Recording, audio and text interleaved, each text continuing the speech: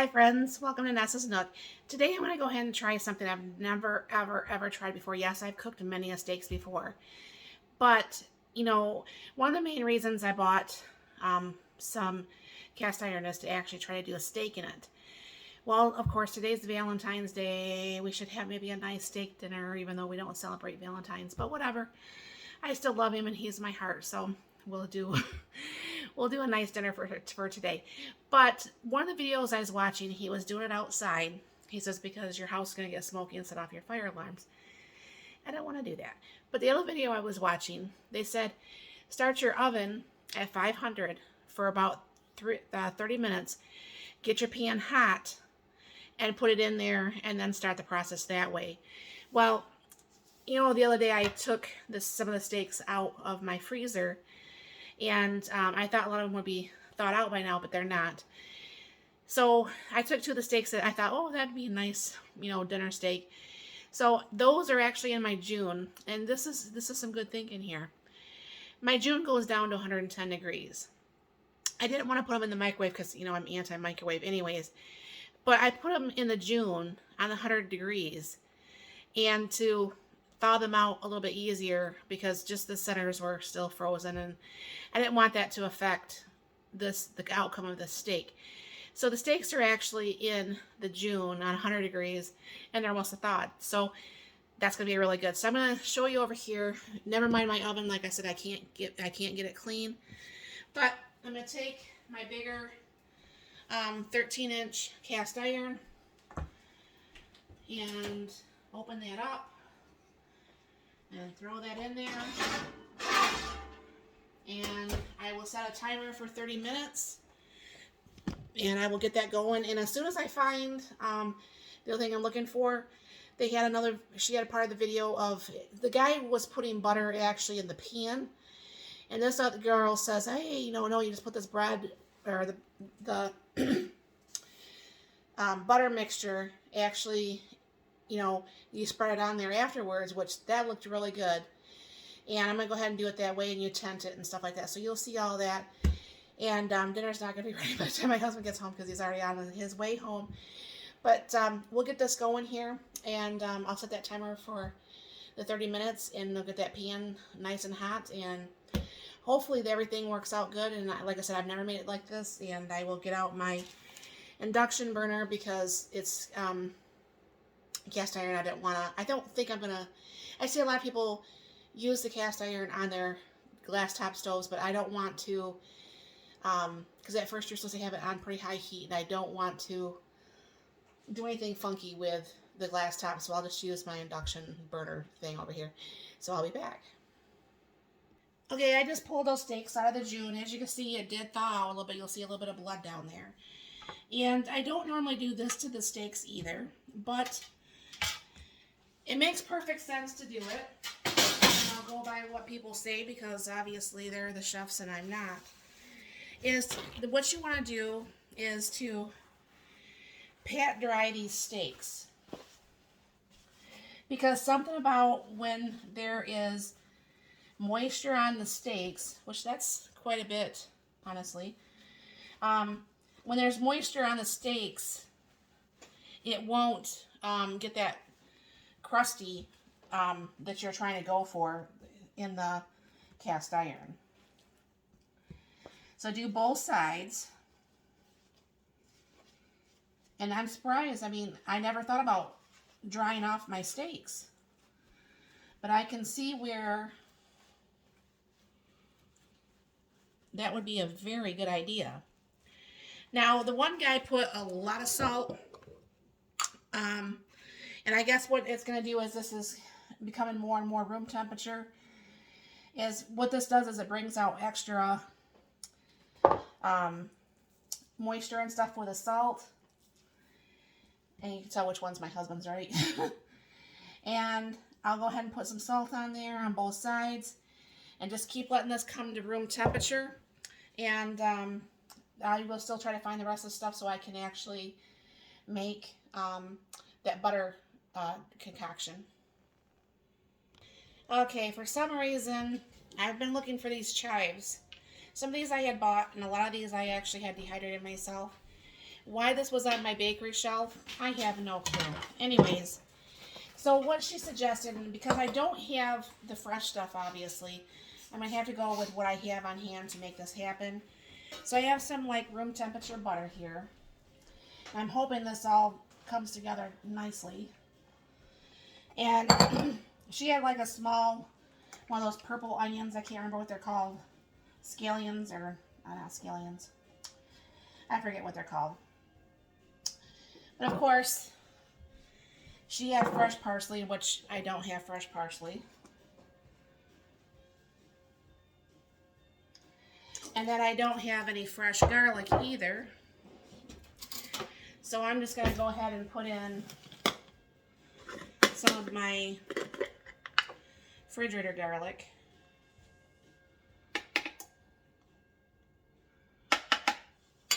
And hopefully all this mixes together very nicely and chops up the onion and stuff.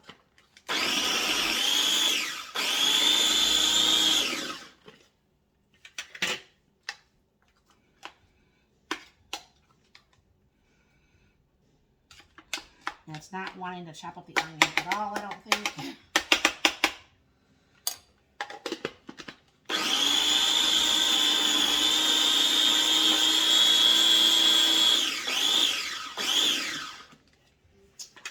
Maybe that was a bad thought there, because you can't have those big pieces of onions. So this is what happens when you guys learn with me. Then you learn, I learn, we all learn together.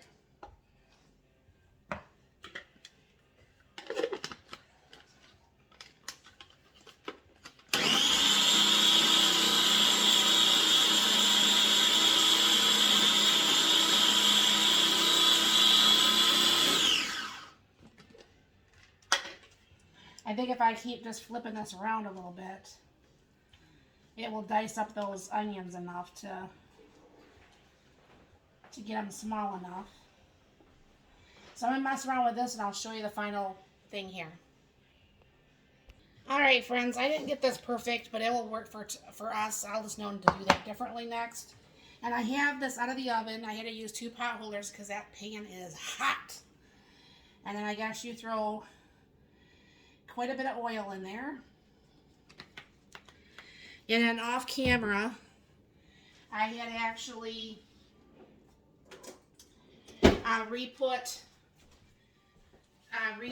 took more of the moisture off here and put more salt, so the steaks are looking like that.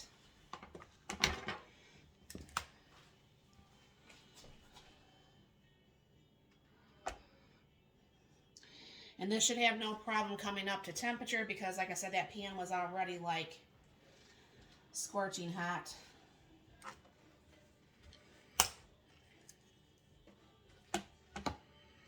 And I think she had put pepper on there too.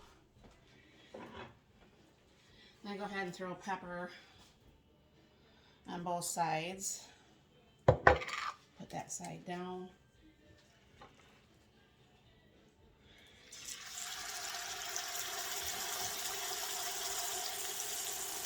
And I guess what you're supposed to do is flip this like every 2 minutes for like cooking time up to about 9 minutes.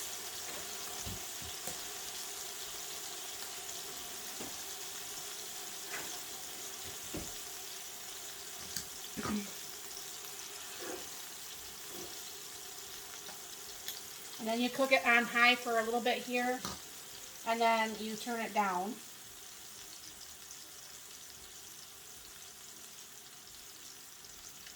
I should probably get my foil out.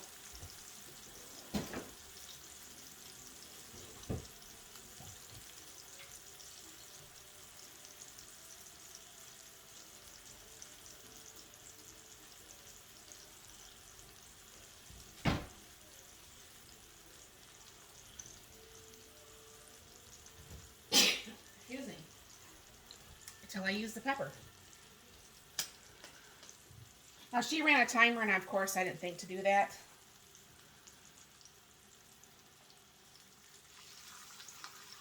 She had hers a little bit more I'm going to turn that up some. Find my foil real quick.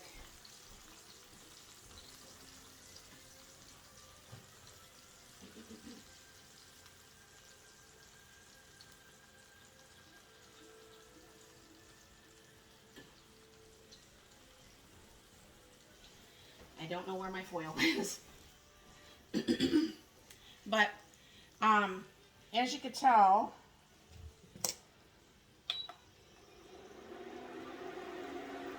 it'd be nice if I actually hit start on this.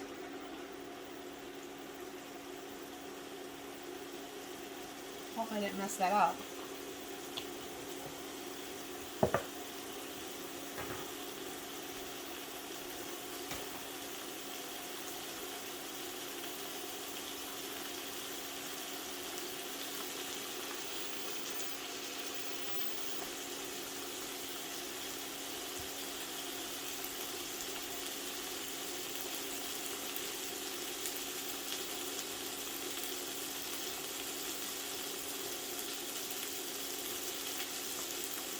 I think pretty what you're doing is you're letting this cook on high real quick to sear the bottoms, and then you cook it down.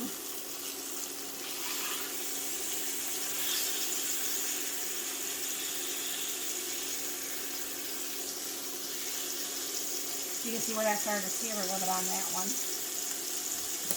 So of course it's helpful, like I said, when you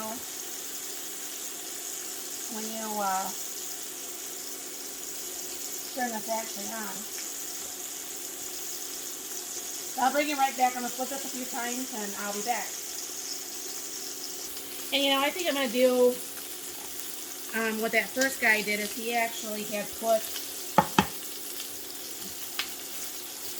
the butter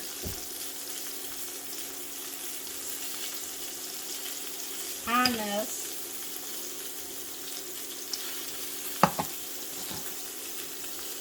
And then what he did is he just kept spooning this over.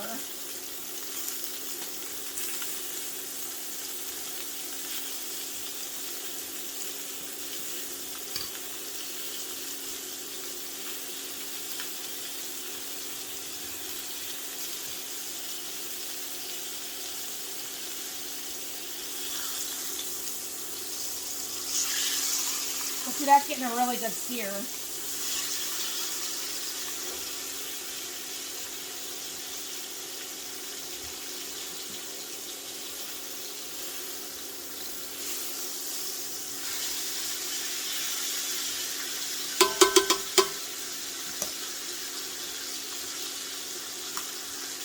The rest of this I'll just put in the pan, and I'll ladle it over it.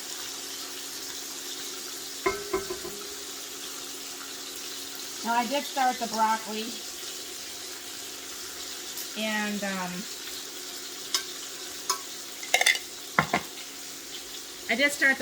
so that will be going, and I'll just do some instant potatoes.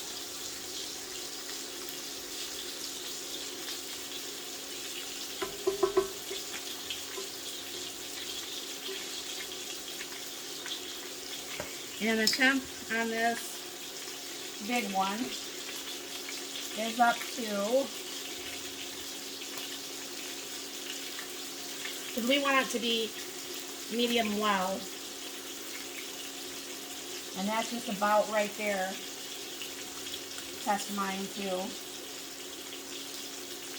Yeah. I'm going to go ahead and shut this off.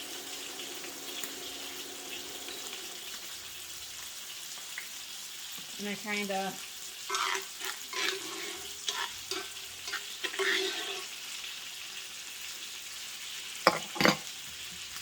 you guys gotta bear with me. I'm not usually, you guys know I'm not usually this much of a bumbling fool cook, but definitely not used to doing this.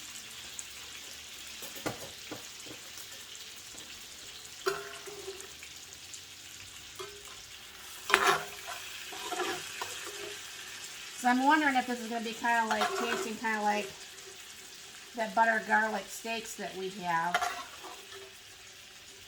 that we both like so well. But let me move this over a little bit. I'm not used to my stuff being greasy because I don't usually cook in grease, so. Alright. So you're going to let these actually rest. I mean, look at that nice sear. You're going to let these rest for the 10 minutes. And what I'm going to do is try to get as much of this mixture out as possible. I'm going to pour these over the steaks before I tent them. I did find my foil, by the way.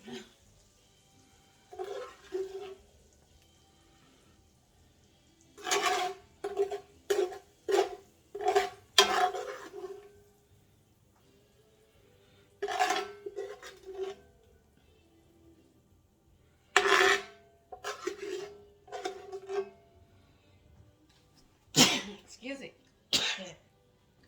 Yeah, that pepper is making me sneeze. I must have just breathed that in just right.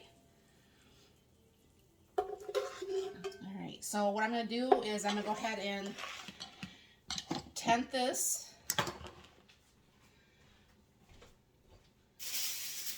And like, I guess, bring up the middle just a little bit. And just kind of have this over this for a minute. And I will be back. Alright, I'll work on the potatoes here. And those are still those potato pearls.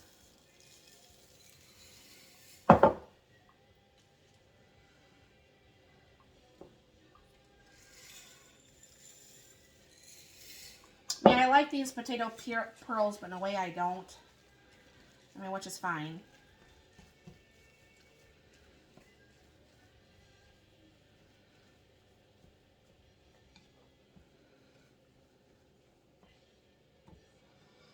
Alright. Put a little bit of milk in there. See how much sour cream I'll have to put in here.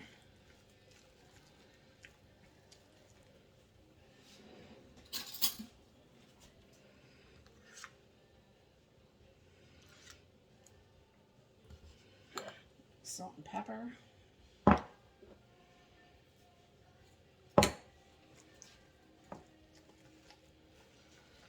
It sure turned out better than that last batch I did. Man, that last batch was pretty much liquid potatoes.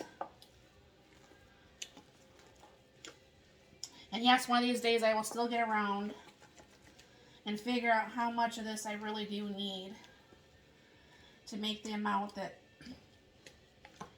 my husband and I eat. That looks really good. So there's the potatoes. The broccoli is almost done, and I'll be right back. Alright, friends. I don't know for sure if you can see that. My husband's is a little bit more rare than mine. I'll have to see if he actually wants me to cook that back up a little bit. But there's like mine, which is completely fine. And here's my husband now. You want this cooked up a little bit more, or is that okay with you? That looks pretty good, actually. Alright, so let me get these plates done up, and I'll be right back.